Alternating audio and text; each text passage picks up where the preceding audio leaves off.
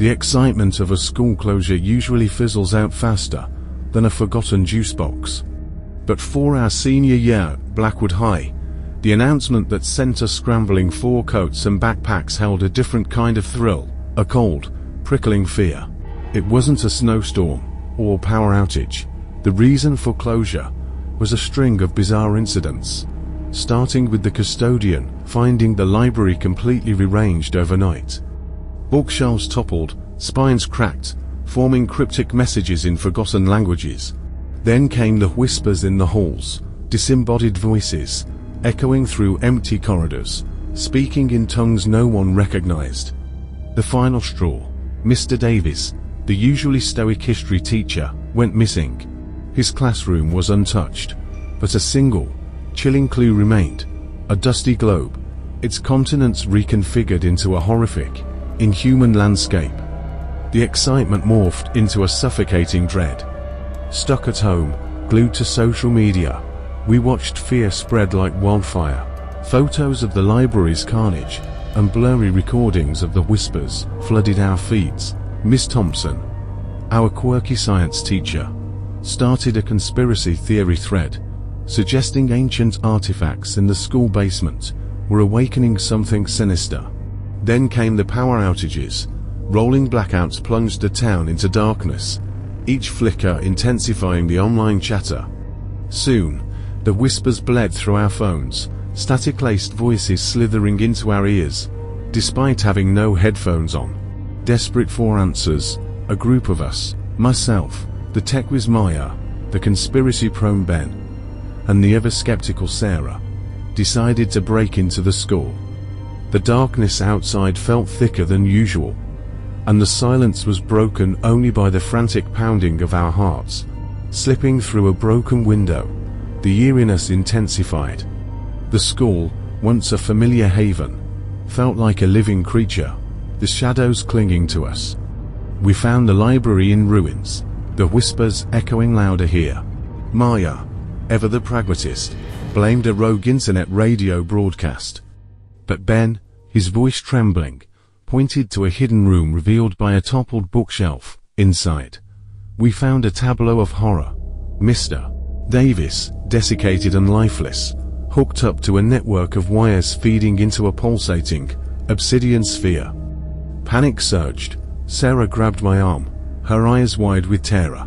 The sphere pulsed in response, and a voice, deeper than any ocean trench, filled the room, speaking in that same inhuman tongue.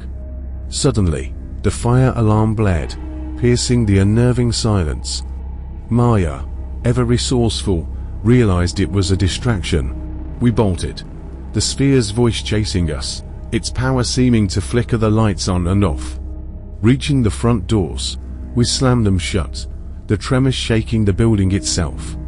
Dawn broke, painting the sky a sickly orange.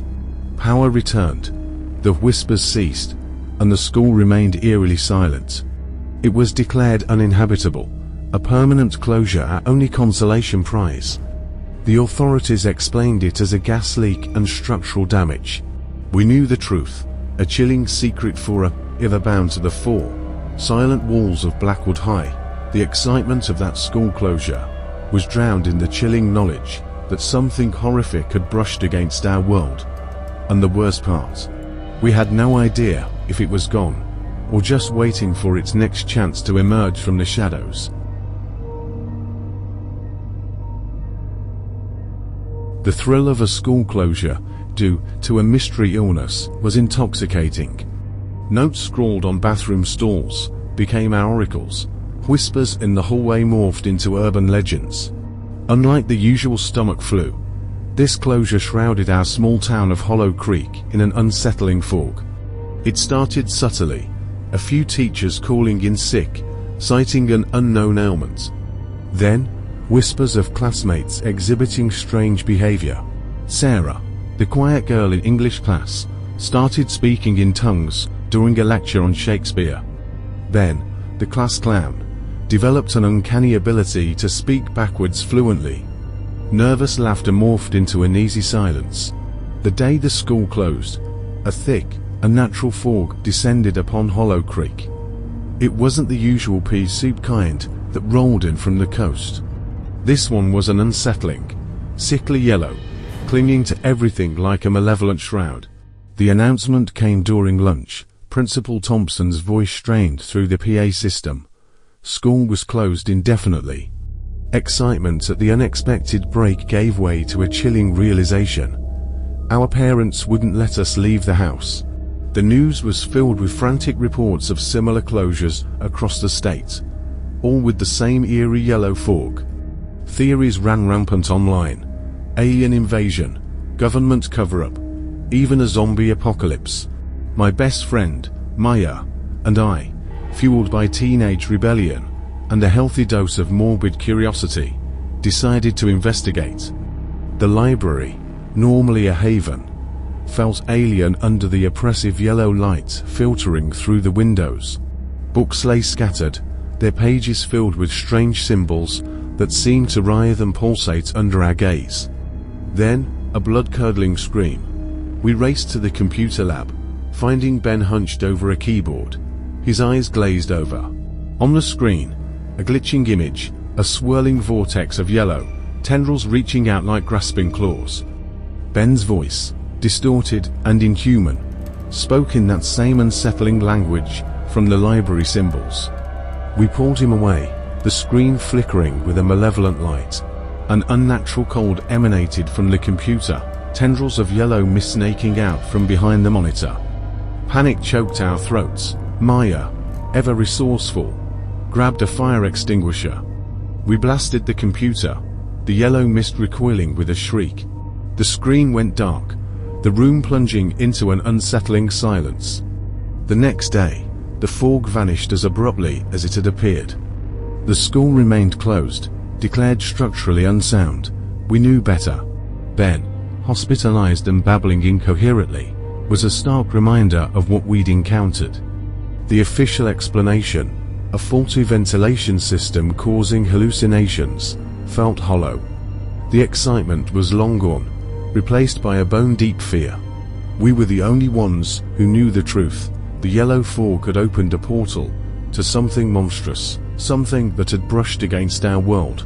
And the worst part, we didn't know if it was sealed shut, waiting for its next opportunity, or if it had already taken root, festering within the seemingly unremarkable town of Hollow Creek.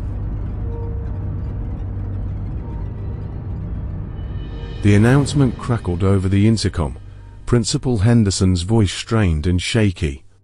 A precautionary measure, he called it, due to unforeseen circumstances. School was closed. Elation erupted in our classroom, a cacophony of cheers and high fives. Little did we know, the excitement heralded the start of a horror unlike anything our sleepy town of Blackwood Creek had ever witnessed. It began subtly. Crows, usually content to squawk on telephone wires, became relentless, circling the school in a menacing storm. Then came the nightmares. Vivid, horrifying dreams plagued us all, twisting hallways, echoing screams, and a looming, faceless entity with eyes that burned like embers. The official reason for closure was a gas leak, a flimsy excuse at best. The air crackled with a strange energy, static sparking off our fingertips even indoors. Technology went haywire. Phones displayed glitching messages in an unknown language, computers shut down spontaneously, and flickering TVs showed only grainy static with whispers that sent shivers down our spines. Driven by teenage curiosity and a growing unease, a group of us, myself, the tech-savvy Liam, the conspiracy theorist Sarah, and the brooding lone Alex, decided to investigate.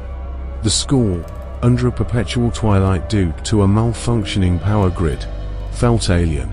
Desks were overturned, chairs lay scattered like fallen dominoes, and the air hung heavy with an oppressive silence.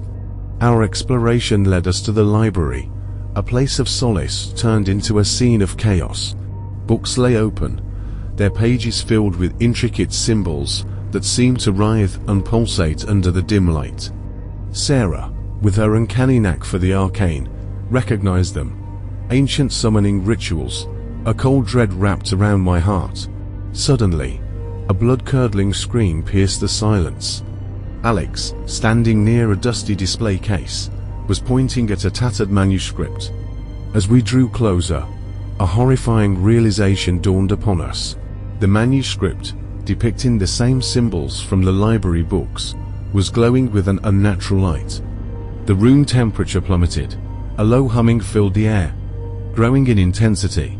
From the manuscript, tendrils of shadow erupted, writhing and twisting, forming a grotesque, faceless entity straight out of our nightmares. It shrieked, a sound like nails scraping across a chalkboard, a sound that resonated deep within our bones. Liam, bless his tech-savvy soul, remembered an old science project on electromagnetic waves. We grabbed everything metallic we could find, rulers, compasses, even a stray lunchbox, and held them aloft, creating a barrier. The entity recoiled, hissing in fury. We scrambled out of the library, slamming the doors shut behind us. The next morning, the school closure became permanent, authorities citing structural damage. We knew better. The experience had left an indelible scar on us, a chilling reminder of the night we brushed against something monstrous. We may have escaped the library, but the shadows seemed to linger everywhere, a constant reminder of the horror that lurked just beyond the veil. It was a victory, yes, but a hollow one. The true horror wasn't the closure, but the chilling truth: the entity was not banished, simply contained. And who knew when, or if, it would find a way to break free. The excitement of that school closure had morphed into a chilling, ever-present fear, a secret we would carry forever.